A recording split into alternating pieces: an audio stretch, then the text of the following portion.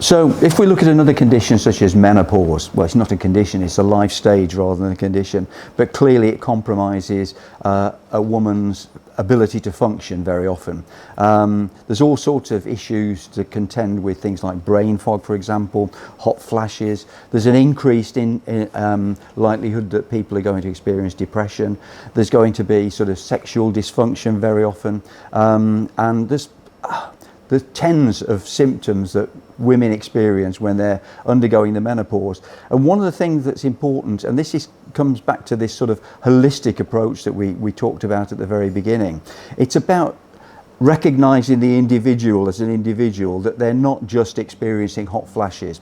So when we do look at putting a formulation together, for example, we do incorporate things like soy isoflavones, which have been shown to be beneficial in helping to overcome hot flashes. But they're also beneficial in terms of bone health as well. So we're looking at sort of supporting different elements that we know are being compromised when a female undergoes the menopause. Also, the menopause is a particularly stressful state from an oxidative point of view as well. So it's important there to include in our formulations lots of antioxidant vitamins and minerals which can help to sort of overcome that oxidative stress that a woman might experience.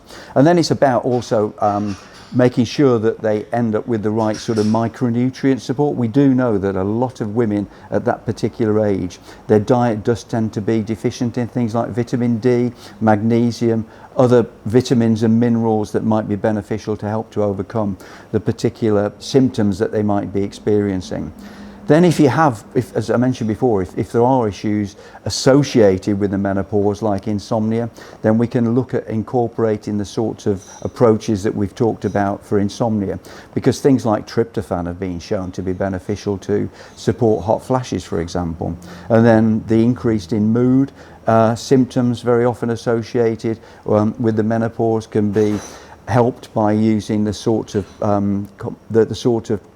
products that we've developed to support mood in there, because that will also help support other symptoms in the menopause as well.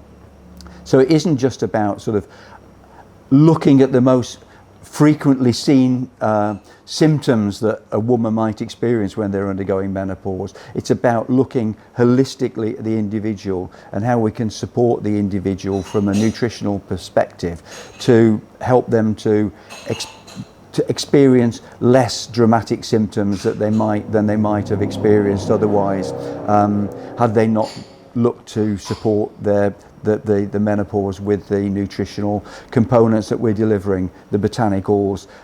We do use, again, a lot of Ayurvedic botanicals to support female health, which have been shown traditionally to be things like shatavari, amla, those sorts of botanicals that have been shown to support female health generally.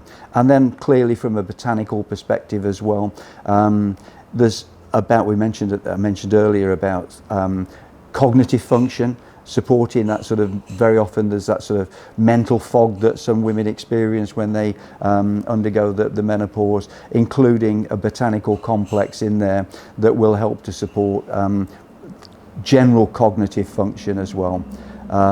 So looking at all those aspects as completely as we can, to not just look as a woman who's having menopausal symptoms as someone who's experiencing hot flashes. And let's get that out of the way with, as the temptation is with just HRT, for example. It's about treating the individual holistically.